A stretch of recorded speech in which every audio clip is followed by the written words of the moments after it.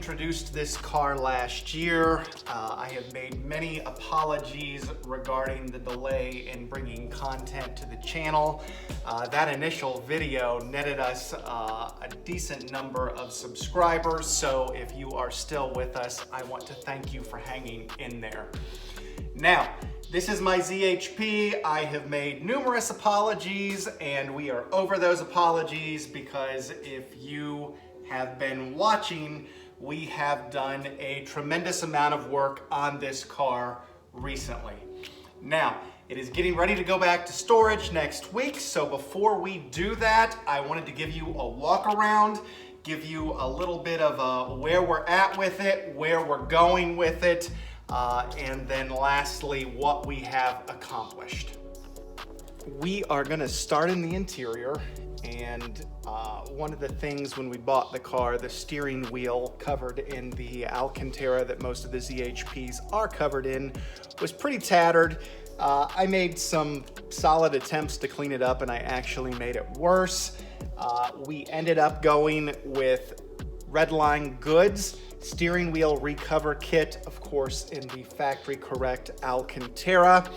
That was a process, and on a difficulty scale, I'm gonna put that at a 6 of 10. Again, go slow, don't get frustrated, and most importantly, if you are not happy with where you're at, start over, which is what I did many, many times. I did get my steering wheel cover pretty nice. Our steering wheel is in excellent shape now, and that is one thing that I am very, very proud of, because when I did mess up that steering wheel cover, I messed it up so bad that I wasn't quite certain how we were going to repair that. We did repad some of the steering wheel. Some of the padding was okay, so we kind of sectioned in fresh padding to compensate for the damaged padding. And overall, our interior is pretty nice. We used some Alcantara cleaner on both the shift and the emergency brake boots, and we are going to clean the interior up really, really well when it comes back from storage. We are going to clean the carpets very well. We're gonna put down some of that protective plastic, and we are going to get this interior as close to new as we can. Now, coming to the outside of the car, one of the first things I want to address, which we did not shoot video on, is the fact that our roof rails, as most roof rails on E46s, were faded and peeling. Now, I do want to bring up that on most ZHP cars, these roof rails are painted body color. As a result, our paint was flaking, it was cracking, and it was overall in very poor condition. Now, I chose to finish these into the standard black as they would be on most E46s that you will see out there. I know that this isn't original specific to this car, but to be quite honest, I like the black better. And for this process, what we did was we removed them. They just pop off very carefully with a screwdriver wrapped in electrical tape so that you don't damage them. I went ahead and sanded them down. I painted them with a flat black base, and then I actually went over them with the Plasti-Dip product. Again, tends to be relatively durable. And again, we aren't going to be driving this all that much. We are going to enjoy it, but we are not going to use it as a daily driver. So all in all, I'm pretty happy with the result, and it improved the appearance of this car exponentially. Coming to the front of the car, as we featured pretty heavily, we had the hood and the bumper repainted. Now, the last video featuring this car, we wet sanded, polished, and cleaned up the brand new paint. We've got our paint very, very smooth now.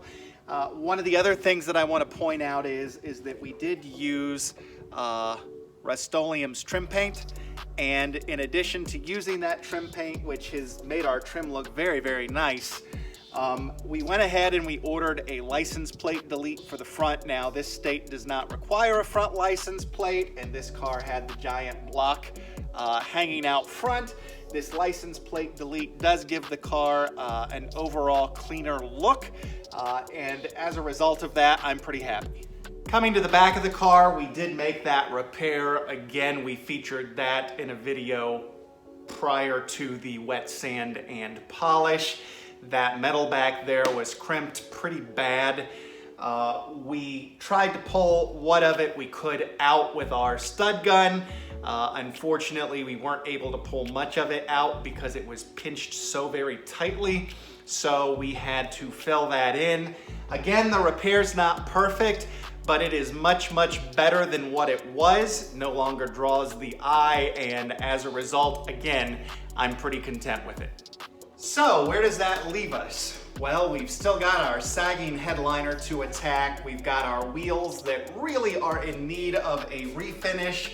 And then lastly but not leastly, we are in need of a suspension refresh. We need our tie rods, our control arms, and then we are going to go ahead and replace our shocks and struts. Now the shocks and struts aren't leaking. And the shocks and struts also still have plenty of life left in them, but for as involved as this repair is going to be, we might as well replace it while we are in there.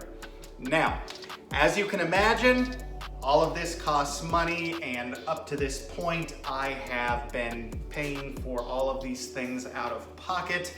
We have had some channel partners such as Dr. Colors Chip and Chemical Guys that have given us some training. They've supplied some products for us to use to see how they turn out, but the expense is still there. If you would be interested in sponsoring a small channel like this, we would be interested in hearing from you, as it would make projects like this a little easier. Remember to hit that subscribe button so that you don't miss some of the most eclectic automotive content on YouTube. We've got a long-term review with our 2022 Tucson coming up, everything that we love and hate about that car. We will be bringing this back late spring to early summer to start addressing some more of the issues, but for now it's going to go into storage so that that paint can finish curing and hardening, and we'll talk to you soon.